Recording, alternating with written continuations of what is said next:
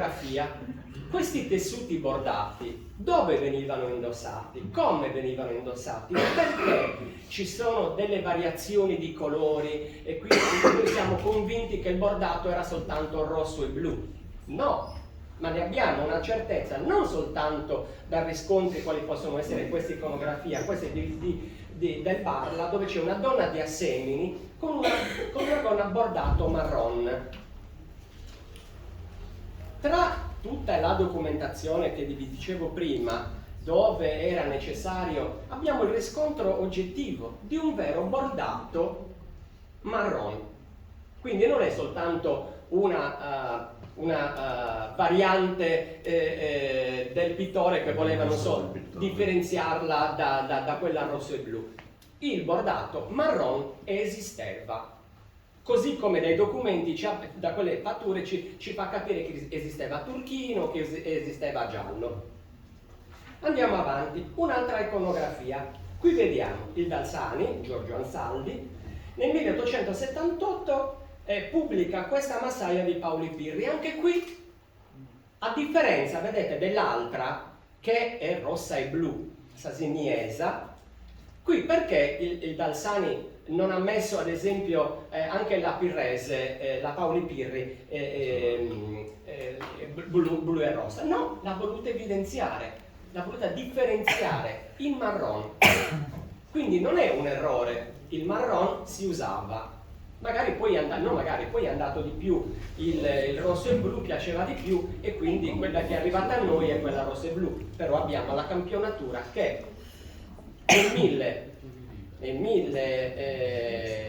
la foto è precedente, nel 1978, ricordiamo. Certo, nel 1847 a Cagliari richiedono appunto questo bordato marron.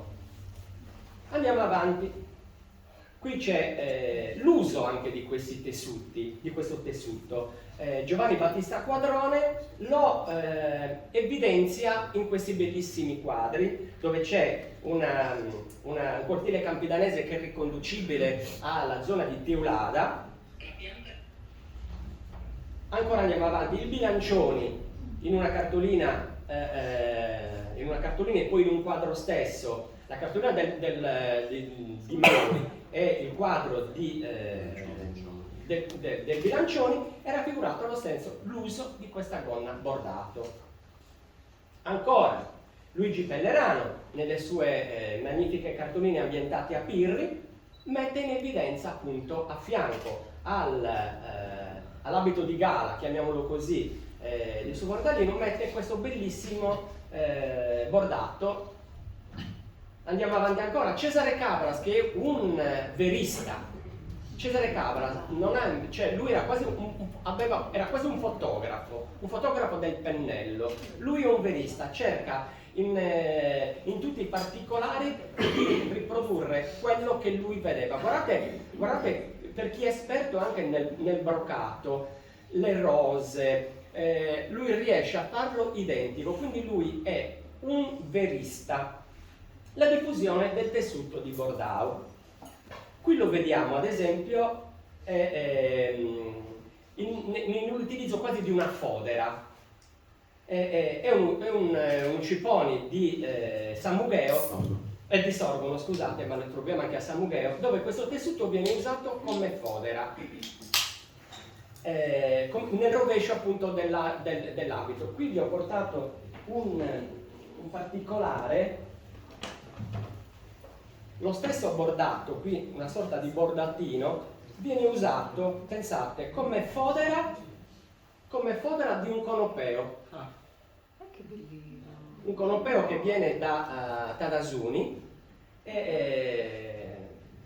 dove viene foderato con un bordatino. No, non si butta via niente. Non si butta assolutamente. Scherziamo. Non si butta niente. Lo stesso tessuto bordato, questa volta molto più prezioso, viene confezionato in un velo di calice in velluto di seta.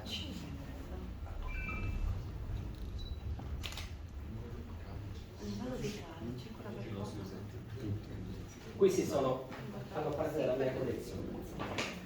Dopodiché Abbiamo visto appunto la diffusione di questo tessuto, lo troviamo a San Mugheo, lo troviamo un po' al centro della Sardegna. Non ho avuto riscontri nel Sassarese. L'iconografia foto d'epoca, qui non c'è niente di sardo se non queste immagini della Francia e della Spagna dove è visibile, dove si può vedere questo tipo di tessuto. Andiamo avanti. Questa è una foto di Elmas, sempre con lo stesso tipo di bordato, ma guardate bene che qui ad esempio vediamo una foto di Escalaplano che è una setta un po', ma è sempre bordato, perché se abbiamo detto che bordato significa listellato, anche questo viene classificato nella variante dei tessuti bordati. Andiamo avanti. Gadoni, Ittiri e Maracalagonis, sempre questo genere di tessuto, una carrellata. Andiamo avanti.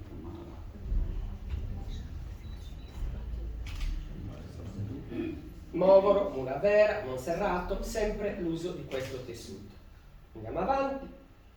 Pula e Quartuccio. Andiamo avanti ancora. Foto d'epoca, sempre l'uso di questo tessuto. Teulada, appunto. Samassi,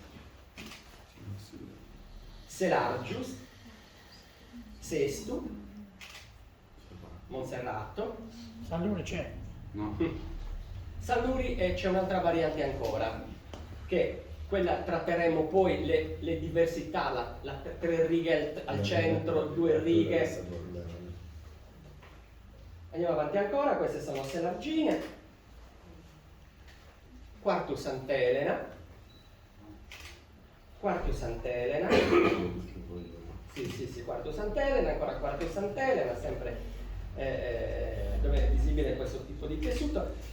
Guardate qui ad esempio, qui hanno usato per fare una tasca un bordatino molto simile a quello che ho come fodera del conopeo di Tadasuni. Queste sono le immagini del bellissimo abito un po' messo male che è custodito a Roma. Poi prima della tensione il nostro amico prima ha avuto quasi ha usato un termine, quasi si voleva scusare di aver usato la parola costume per identificare il costume sardo. È sbagliatissimo. Il termine costume è correttissimo. Quando noi parliamo di costume sardo non stiamo facendo altro che usare una parola italiana che si usava. Vi faccio vedere adesso. Questo è un catalogo di moda del 1896 mandato alla classe. Era mandato alla contessa Lucia Castiglioni. Lucia Castiglioni, pensate, era il babbo, era fratello di Pio VIII, quindi aveva lo zio Papa, per rendervi un po' l'idea.